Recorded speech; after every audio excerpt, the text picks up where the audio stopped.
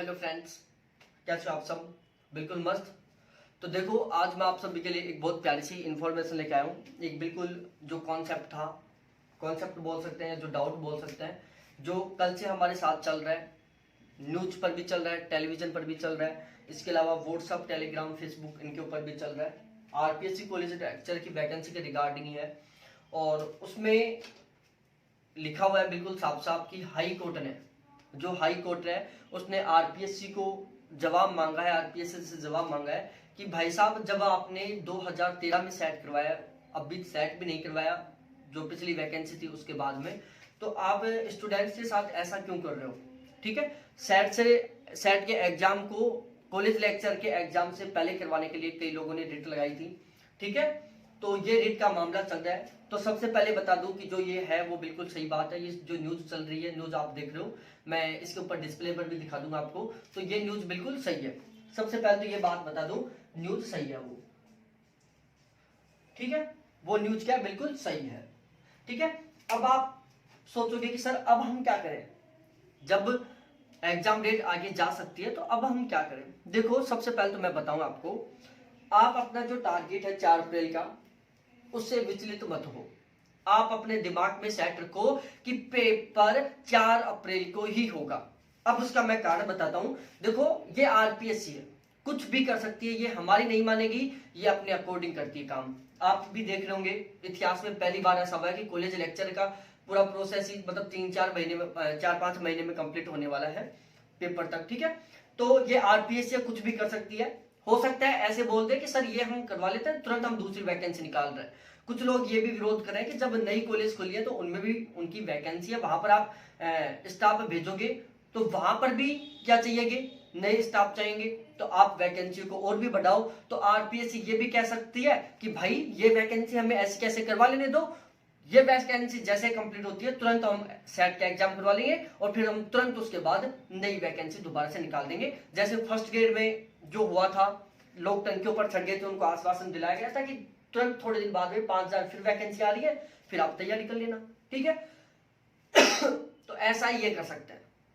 ठीक है, तो मैं तो बार बार आपको ये बोलूंगा कि पेपर 4 अप्रैल को होगा। ठीक है, पेपर 4 अप्रैल को होगा, हमें 4 अप्रैल के अकॉर्डिंग तैयारी करनी है। ठीक है, जिसको सिलेक्शन लेना है वो 4 अप्रैल के अकॉर्डिंग ही पढ़े।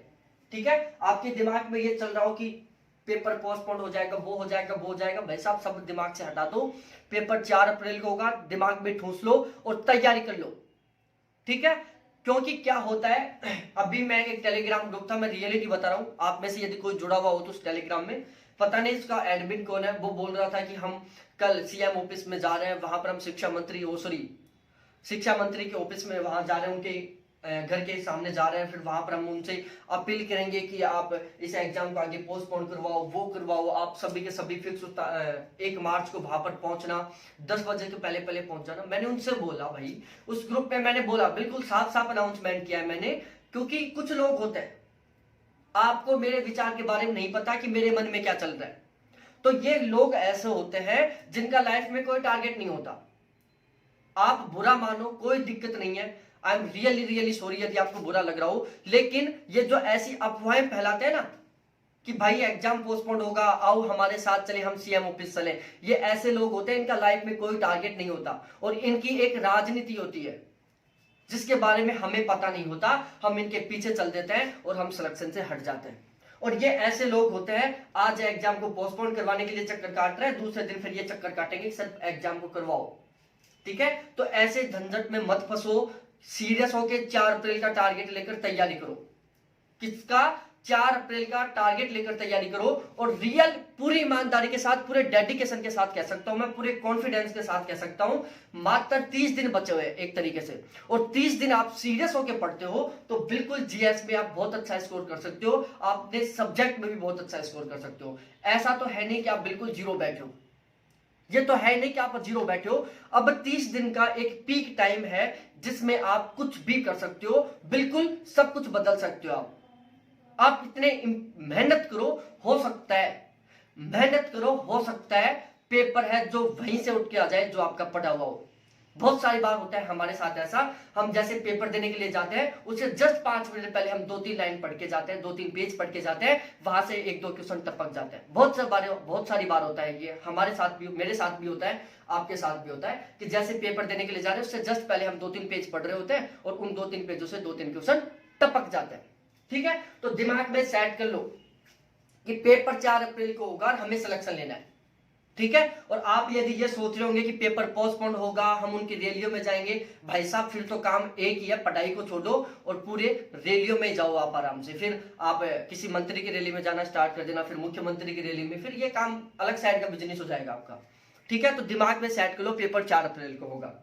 अब बहुत सारे लोग पूछ रहे हैं कि मेरे पास, जैसे मैंने 2 दिन से मैं बिल्कुल सस्ता बैच चला रखा हूं, केवल 30 दिन का टारगेट लेकर, केवल 30 दिन का टारगेट। 30 दिन में हम क्या पढ़ें, किस तरीके से पढ़ें और कैसे 75% प्लस का स्कोर करें, उसके लिए मैंने बैच चला रखा है। ठीक है, जो लोग बैच ज्वाइन करते हैं वो उससे पहले मेरे से कई बार एक बात पूछ लेते हैं कि क्या सर हम 30 दिन में ऐसा पढ़कर और इस तरीके से हम पढ़ें कि हम 70% प्लस नंबर लेके आ सकते हैं।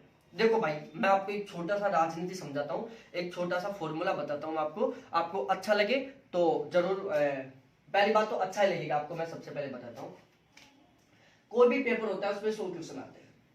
ठीक है, 100 क्वेश्चन आते हैं भाई साहब, इसमें से 20 क्वेश्चन तो ऐसे होते हैं जो मोस्टली सभी को आते हैं। 1-2 को छोड़ दो अपवाद स्वरूप जिन्होंने कुछ नहीं पढ़ा, बाकी 20 क्वेश्चन ऐसे आते हैं जो सभी को आते हैं। ठीक है, और इन 100 क्वेश्चनों में से 15 से 20 क्वेश्चन ऐसे होते हैं जो शायद ही किसी को आता है। ध्यान से सुनना मेरी बात, 100 क्वेश्चन होते हैं पेपर में, 100 में से 20 क्वेश्चन ऐसे होते हैं जो शायद ही किसी को नहीं आते, और उन्हीं 100 क्वेश्चनों में से 15 से 20 क्वेश्चन ऐसे होते हैं जो शायद ही किसी को आते हैं। ठीक है, 100 क्वेश्चनों में से 50 क्वेश्चन आप बिल्कुल आसानी से सही कर सकते हो, बिल्कुल आसानी से। नॉर्मल थोड़ा बहुत पढ़ के आप मोटी मोटी चीजें पढ़ लोगे तो 50 क्वेश्चन आप नॉर्मली तरीके से सही कर सकते हो। और यदि आप थोड़ा सा और सीरियस होकर पढ़ोगे तो आप बिल्कुल आसानी से 100 में से 70 क्वेश्चन सही कर सकते हो। यदि आप थोड़ा सीरियस होकर पढ़ते हो, जो टाइम बचा हो उसमें खींच कर पढ़ते हो और थोड़ा सीरियस होकर पढ़ते हो, आप 100 में से 70 क्वेश्चन नॉर्मली सही कर सकते हो। क्योंकि यहाँ पर जो जीएस का पेपर होता है वो एक एवरेज पेपर आता है, वो सभी स्टूडेंटों का एक होता है, कॉमन होता है। हम आर्ट्स के स्टूडेंट हैं, हमारा क्या होता है, जो जीके होता है वो थोड़ा सा चलो स्ट्रॉन्ग नहीं है, लेकिन हमारा जुड़ा हुआ होता है। हम वो शब्द और भी ना किसी मीडियम से सुने हुए होते हैं। लेकिन जो साइंस के होते हैं, कॉमर्स के होते हैं, मैनेजमेंट के होते हैं, वो स्टूडेंट्स ऐसे होते हैं जिनका इन शब्दों से, संस्कृति से, सभ्यता से, भूगोल से, क्षेत्रफल से, नदियों से, झीलों से, इनसे उनका कभी भी कोई रिलेशन नहीं होता। ठीक है, तो जो जीएस का पेपर होता है वो एक एवरेज पेपर बनाया जाता है। कैसा एवरेज पेपर बनाया जाता है? तो यदि आप थोड़ा बहुत सही ढंग से सीरियस होकर पढ़ोगे, आप 70 क्वेश्चन आराम से सही कर सकते हो। और देखो, एक पेपर की राजनीति बताता हूं मैं। आप कोई भी पेपर है, ठीक है, एक बुक पढ़ो, आप एक बुक कोई सी भी उठा लाओ थोड़ी सी बढ़िया, और उसको पढ़ो, पूरी को याद कर दो, आराम से आपके 50% नंबर आ जाएंगे। ठीक है, फिर एक बुक और ले आओ, 2 बुक पढ़ो, आप आराम से 60% का स्कोर कर दोगे। फिर एक बुक और ले आओ, 3 बुक पढ़ दो, आप आराम से 70% का स्कोर कर दोगे।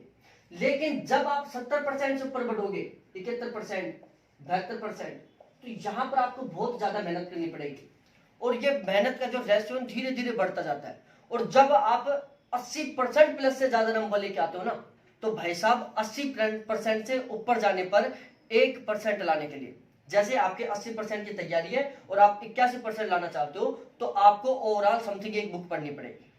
ठीक है, तो मैं सीधे सीधे शब्दों में ये कह रहा हूं, किसी भी पेपर में 20 क्वेश्चन ऐसे आते हैं जो सभी को आते हैं, 20 क्वेश्चन ऐसे आते हैं जो किसी को नहीं आते। और यदि हम इन क्वेश्चनों को सही करने की कोशिश करें जो मोस्टली किसी को नहीं आ रहे, तो उसके लिए क्या करना होता है, हमें बहुत डीपली पढ़ना होता है, हमें बहुत सारा पढ़ना होता है, हमें बहुत सारी बुकें पढ़नी होती है। लेकिन ये जो 70% नंबर है ना, 100 में से 70%, क्योंकि पेपर एवरेज आ रहा है, तो ये हम नॉर्मली तरीके से मोटी मोटी जो इंपॉर्टेंट चीजें हम वो पढ़ लें तो आसानी से लेके आ सकते हैं। ठीक है, तो मैं जो ये 30 दिन का प्लान लेके आया हूं, 1 महीने का जो 4 अप्रैल तक का प्लान है, उसमें मैंने ये चीज की है, उसमें मैंने यही चीज की है। अब आपको मैं समझा देता हूं, बिल्कुल श्योर है, यदि आप, मैं जो कंटेंट दूंगा समथिंग 500 पेज का है, किसका है, समथिंग 500 पेज का कंप्लीट कंटेंट है, टाइप किया हुआ, कुछ रिटर्न भी है, कुछ टाइप किया हुआ है, मोस्टली टाइप किया हुआ है, कुछ रिटर्न है। समथिंग 500 पेज का कंटेंट है, 500 से 700 पेज के बीच का, ठीक है। वहां से भाई साहब 70 क्वेश्चन तो गारंटी के साथ कह सकता हूं ऐसे कैसे आएंगे, बिल्कुल पूरे कॉन्फिडेंस के साथ, ठीक है। क्योंकि मैं उन 20 क्वेश्चनों के पीछे नहीं भग रहा यहां पर इस कंटेंट में, जो बहुत जिनके लिए बहुत सारी बुक पढ़नी पड़ती है, जिनके लिए हमें बहुत लंबी भागदौड़ करनी पड़ती है, उन 20 नंबरों के पीछे नहीं भग रहा मैं। अब मेरा जो ये 37 दिन का प्लान है, इसका टारगेट है कि भाई हमारे 70 से 80% के बीच, 70 से 75% या 70 से 80% के बीच में नंबर आ जाए, इससे ज्यादा हमें नंबर नहीं चाहिए, ठीक है। तो उसी के अकॉर्डिंग मैंने ये प्लान बनाया है। अब देखो भाई, पिछले पेपर की बात की जाए तो पिछले पेपर में करंट आया था कितने क्वेश्चन का, 31 क्वेश्चन करंट के आए थे, ठीक है। तो भाई साहब मैं करंट दूंगा आपको 2019 का, 2020 का, 2021 का। करंट की मैं पूरी गारंटी के साथ कह सकता हूं, यदि करंट का कोई भी क्वेश्चन मेरे कंटेंट से बाहर जाता है तो वो समझो मोस्टली सभी के कंटेंट से बाहर जाएगा। मैंने पूरा इस तरीके से कंटेंट तैयार किया है, एक पीडीएफ दूंगा मैं जिसमें 2019 की, 2020 की जितनी योजना वगैरह है, उससे पहले की जो योजना है वो सारी है उसमें। इसके अलावा एक 2020 की पीडीएफ है ऑब्जेक्टिव टाइप से, ऑब्जेक्टिव क्वेश्चन है, उसके तुरंत नीचे डिस्क्रिप्शन है, ठीक है। तो इस तरीके से आपको पता भी चल जाएगा क्वेश्चन किस लेवल से आ रहा है, क्वेश्चन कहां से बन रहा है और उसका डिस्क्रिप्शन है, ठीक है। तो करंट कंप्लीट है 2019 का, 2020 का, 2021 का। इसके अलावा 2020 में कितने अवार्ड मिले, किसको मिले, क्योंकि 2016 की बात की जाए पेपर की तो उसमें एक दो क्वेश्चन अवार्ड से रिलेटेड आए थे, तो मैंने अवार्ड की एक अलग से पीडीएफ बनाई है, ठीक है। उसके बाद ऑब्जेक्टिव क्वेश्चन, देखो कोई भी पेपर उठा के देख लो आप, चाहे आप सेंट्रल लेवल का उठा लो, चाहे आप स्टेट लेवल का उठा लो, राजस्थान का उठा लो, चाहे केंद्र सरकार का कोई भी पेपर उठा लो, उसमें जो जीके आ रहा है उसमें सबसे ज्यादा पोर्शन आता है ज्योग्राफी का, उसके बाद आता है पॉलिटिकल साइंस, उसके बाद आता है दूसरे सब्जेक्ट जो भी होते हैं वो, ठीक है। जैसे उसके बाद में मोस्टली हिस्ट्री आता है, और जहां पर कल्चर है, आजकल क्या हो गया, कल्चर के क्वेश्चन ज्यादा आने लग गए, हिस्ट्री के क्वेश्चन कम आने लग गए। लेकिन कोई भी पेपर उठा के देख लो आप, मोस्टली में क्या होता है, ज्योग्राफी के ज्यादा क्वेश्चन आते हैं, उससे कम पॉलिटिकल साइंस के आते हैं, उससे कम हिस्ट्री के क्वेश्चन, और सबसे कम उससे कम कल्चर के क्वेश्चन और सबसे कम हिस्ट्री के क्वेश्चन। कोई सा भी पेपर उठा के देख लो आप, मोस्टली पेपरों में क्या रहेगा, सबसे ज्यादा ज्योग्राफी के क्वेश्चन, फिर पॉलिटिकल के, फिर कल्चर के, फिर हिस्ट्री के, ठीक है। पिछले पेपर की बात करें तो पिछले पेपर में भी ऐसा हुआ था, 29 क्वेश्चन राजस्थान ज्योग्राफी के थे, 19 क्वेश्चन राजस्थान पॉलिटिकल साइंस से थे, 7 क्वेश्चन कल्चर से थे, 2 क्वेश्चन किससे थे, हिस्ट्री से थे, 2 से 3 क्वेश्चन थे हिस्ट्री से, ठीक है। अब आप सोचोगे कि सर आप इकोनॉमिक्स का तो नाम नहीं ले रहे। देखो भाई साहब, पिछले पेपर की बात की जाए तो पूरा जो इकोनॉमिक के क्वेश्चन थे वो आर्थिक समीक्षा और बजट से आए थे। किससे आए थे, आर्थिक समीक्षा और बजट से आए थे, और वैसे इकोनॉमिक के केवल 2 क्वेश्चन आए थे, बाकी सारा जो क्वेश्चन थे वो किससे आए थे, आर्थिक समीक्षा और बजट से आए थे। और बिल्कुल श्योर है, इकोनॉमिक में आप बिल्कुल भी मत पढ़ो, ठीक है। आप यदि 70% के बीच में नंबर लेके आना चाहते हो, 70 से 75 के बीच में, तो इकोनॉमी को मत पढ़ो, आप आर्थिक समीक्षा बजट को सही ढंग से पढ़ लो, आपका करंट भी हो जाएगा और आपका इकोनॉमिक भी सही हो जाएगा। तो देखो मैंने ये बात ध्यान रखी है, मैंने सबसे ज्यादा क्वेश्चन दिए राजस्थान ज्योग्राफी के, उससे कम राजस्थान पॉलिटिकल के, उससे कम राजस्थान हिस्ट्री के, सबसे कम राजस्थान कल्चर के, और सबसे कम राजस्थान हिस्ट्री के। दोबारा से बता रहा हूं, सबसे ज्यादा क्वेश्चन राजस्थान ज्योग्राफी, उससे कम राजस्थान पॉलिटिकल, उससे कम राजस्थान कल्चर, और सबसे कम क्वेश्चन दिया मैंने राजस्थान हिस्ट्री के, ठीक है। इसके अलावा मैंने 15 मॉडल पेपर दिया, ध्यान रखना 15 मॉडल पेपर बहुत शानदार मॉडल पेपर है, ठीक है। क्योंकि 35 दिन का प्लान है, 30 दिन का प्लान है, और 30 दिन है हमारे पास, तो मैंने उसी तरीके से सेट किया है। हमारे पास एक्स्ट्रा टाइम है नहीं कि हम चलो कुछ भी पढ़ लेंगे, कैसे पढ़ लेंगे। दूसरी साइड हमारे एक लाइफ का कैरियर, लाइफ का सवाल है, हमारी पूरी जिंदगी का सवाल है, ठीक है। बहुत सारे लोगों के फ्यूचर का सवाल है, तो यहाँ पर जो मॉडल पेपर है वो भी बहुत शानदार है, ठीक है। तो 15 मॉडल पेपर, 7000 के आसपास ऑब्जेक्टिव क्वेश्चन, और ये करंट वाला कंटेंट। यदि आप ये पढ़ लेते हो, 100% है, आप 70 से 75% के बीच में बिल्कुल आसानी से नंबर ले आओगे, और ज्यादा लंबा चौड़ा कंटेंट है नहीं। बता रहा हूं 500 से 700 पेजों के बीच में। अब ऐसा तो कर नहीं सकता कि चलो मैं 200 पेजों में कन्वर्ट करके दे दूं, क्योंकि उसमें करंट भी है, मॉडल पेपर भी है, ऑब्जेक्टिव क्वेश्चन भी है, ठीक है। तो ध्यान रखना। अब आप सोचोगे कि सर ऑब्जेक्टिव क्वेश्चन आपने वो दिए होंगे जो पिछले एग्जाम्स में आए। देखो ध्यान रखना, हर एक पेपर का लेवल होता है, हर एक पेपर का लेवल होता है, और पेपर में जो क्वेश्चन आते हैं वो एग्जाम लेवल के अकॉर्डिंग आते हैं, ठीक है। तो मेरे जो ये ऑब्जेक्टिव क्वेश्चन है उसमें मैंने पटवार, पुलिस, ग्राम सेवक, इनके क्वेश्चन इंक्लूड नहीं किए। मैंने यहाँ पर वो क्वेश्चन इंक्लूड किए हैं जो रियल में कॉलेज लेक्चरर के एग्जाम के लेवल के हैं। बहुत सारी बुक है मार्केट में, जैसे दिशा की है, लक्ष्य की है, जिनमें 10-10 हजार 15-15 हजार क्वेश्चन है, जिसमें ग्राम सेवक, रीट, ग्राम सेवक अधिकारी, जो भी राजस्थान के पेपर होते हैं उनके सभी के क्वेश्चन ठुसे हुए हैं। लेकिन वो हमारे लेवल के नहीं है, हमें लेवल को ध्यान रख के पढ़ना है। ठीक है, तो यहाँ पर जो ऑब्जेक्टिव क्वेश्चन है वो मैंने उठाए हैं आरएस लेवल की, जो आरएस के पेपर में आते हैं, जीएस वगैरह के में। इसके अलावा एसआई के पेपर का जो लेवल होता है उस तरीके के क्वेश्चन उठाए मैंने, और कॉलेज लेक्चरर के जो लेवल का क्वेश्चन होता है उस तरीके से उठाए मैंने। तो यहाँ पर जो पुराने क्वेश्चन वो कहाँ, या तो एसआई का उठाया मैंने, एसआई के जो पुराने पेपर हुए उससे रिलेटेड जो क्वेश्चन थे, फर्स्ट ग्रेड में जो पेपर हुआ है उससे रिलेटेड क्वेश्चन है, इसके अलावा आरएस के क्वेश्चन है, ऐसे क्वेश्चन उठाए मैंने, सारे सारे बिल्कुल लेवल के क्वेश्चन उठाए। ठीक है, तो इसलिए ये आपके लिए बहुत शानदार होने वाले हैं। ये 7500 क्वेश्चन पढ़ लोगे, रियल बता रहा हूं, बहुत अच्छा स्कोर कर जाओगे आप। ठीक है, तो ये हमारा कंप्लीट प्रोसेस 30 दिन का प्लान है। ठीक है, ज्योग्राफी के स्टूडेंट है तो 2 मिनट और वेट करो, मैं ज्योग्राफी के बारे में भी आपको पूरा प्लान, पूरा स्ट्रेटेजी बताने वाला हूं मैं अपना, क्योंकि ज्योग्राफी के लिए भी मैं इसी तरीके का एक धमाकेदार बैच लेके आया हूं। ठीक है, तो आप यदि ये सब कुछ खरीदना चाहते हो, आप मेरे से परचेज करना चाहते हो, तो उसका मैं एक सीधा सा सिंपल सा तरीका बताता हूं। आप मेरी ये कॉन्टैक्ट नंबर है 7891350470, कितना, 7891350470। ठीक है, इनके ऊपर आप मेरे से कॉल कर लो, व्हाट्सएप पर मैसेज कर लो, टेलीग्राम पर मैसेज कर लो, और आप मेरे से इनकी पीडीएफ ले सकते हो। ठीक है, चार्ज है मात्र 300 रुपए, मैंने मात्र 300 रुपए चार्ज रखा है, ओनली 300 रुपए। मतलब आप यदि मार्केट में एक बुक लाने के लिए भी जाओगे तो 300 में आपको कोई बुक नहीं मिलेगी, मोस्टली सभी बुक 300 से ऊपर की होंगी, जो बिल्कुल छोटी बुक है वो ही मिल पाएगी 300 से कम में। ठीक है, तो मैंने चार्ज ओनली 300 रुपए रखा है, जिसमें मैं ये सारा का सारा कंटेंट देने वाला हूं आपको। ठीक है, इसके अलावा मैंने आपकी सुविधा के लिए, आप चाहते हो कि सर हम वीडियो भी देखने को मिल जाए तो और भी शानदार काम हो, तो मैंने वीडियो भी प्रोवाइड करवा दूंगा इसी 300 रुपए में, वो भी एक बहुत अच्छी फैकल्टी के द्वारा जो यहाँ पर पढ़ा रही है। राजस्थान ज्योग्राफी अलग सर पढ़ाते हैं, राजस्थान हिस्ट्री अलग, राजस्थान कल्चर अलग, राजस्थान पॉलिटिकल साइंस अलग, हर टीचर के अलग अलग सब्जेक्ट पढ़ाया हर टीचर ने, और उनको भी मैंने बोल दिया था भाई कि हमारा जो कंटेंट है वो केवल कॉलेज लेक्चरर के लिए, तो उसी तरीके से वो पढ़ा हुआ है, तो इनमें आपको वीडियोस भी मिल जाएंगे मात्र 300 रुपए में। इसके अलावा यदि आप ज्योग्राफी सब्जेक्ट हो, और ज्योग्राफी में वही रामलीला है भाई साहब, कॉलेज लेक्चर के लिए वही 30 दिन बचे हुए, और आप सोच रहे हो कि सर सिलेबस तो बहुत बड़ा है, बहुत लंबा, अब की बार कुछ टॉपिक और ऐड कर दिए और इसने ऐसे गड़बड़ कर दिया, वो कर दिया, अब हम कैसे पढ़ेंगे, टोटल 20 यूनिट है और हमें कंप्लीट सिलेबस नहीं हो पा रहा हमारा, और हमें ऑब्जेक्टिव क्वेश्चन भी सोल्व करना है। तो भाई टेंशन मत लो, मैं यहाँ पर आपको, वैसे मेरा ऑलरेडी बैच चल रहा है, ठीक है, लेकिन मैंने दोबारा से इसको वो 30 दिन का प्लान लेके निकाल दिया। ठीक है, 20 यूनिट, 2 पेपर होंगे ज्योग्राफी के, दोनों में 20 यूनिट इंक्लूड है। मैं यहाँ पर आपको 20 की 20 यूनिट के नोट्स प्रोवाइड करवाऊंगा पीडीएफ रूप में, आप वीडियो देखना चाहो तो उनके वीडियो भी मिल जाएंगे आपको। ठीक है, नोट्स इसलिए बोल रहा हूं मैं, पीडीएफ इसलिए बोल रहा हूं क्योंकि अब टाइम कम है, वीडियो देखने के लिए टाइम नहीं है, तो आप डायरेक्ट पीडीएफ पढ़ो, ज्यादा बेस्ट रहेगा, उनका आप प्रिंट निकला के भी पढ़ सकते हो।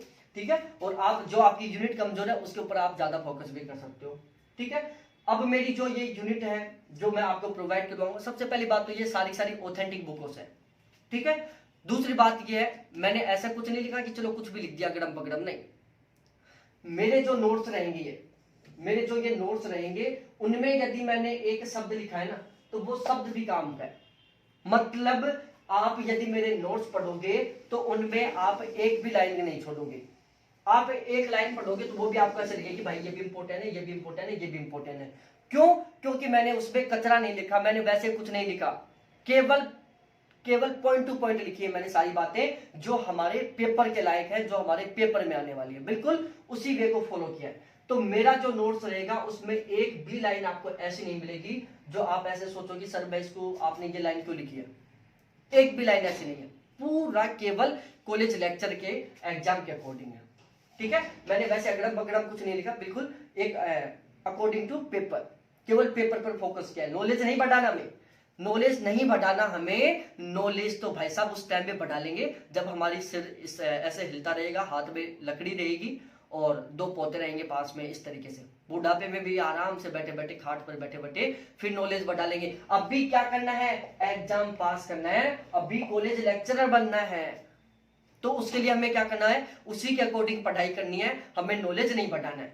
तो मैंने ये बात ध्यान रखी है, इसलिए मैंने केवल एग्जाम पास करने के बेस से नोट्स बनाए, नॉलेज बढ़ाने के बेस से नहीं।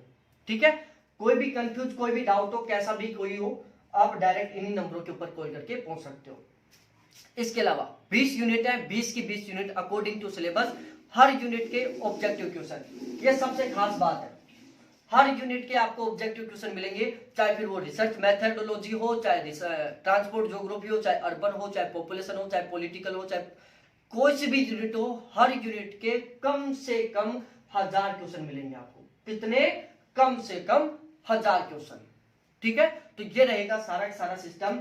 चार्ज है मात्र 600 रुपए। 600 रुपए में आपको 20 की 20 यूनिट मिलेंगी। ठीक है, और ये कॉन्टैक्ट नंबर है 7891350470। बहुत बहुत धन्यवाद आप सभी को देखने के लिए।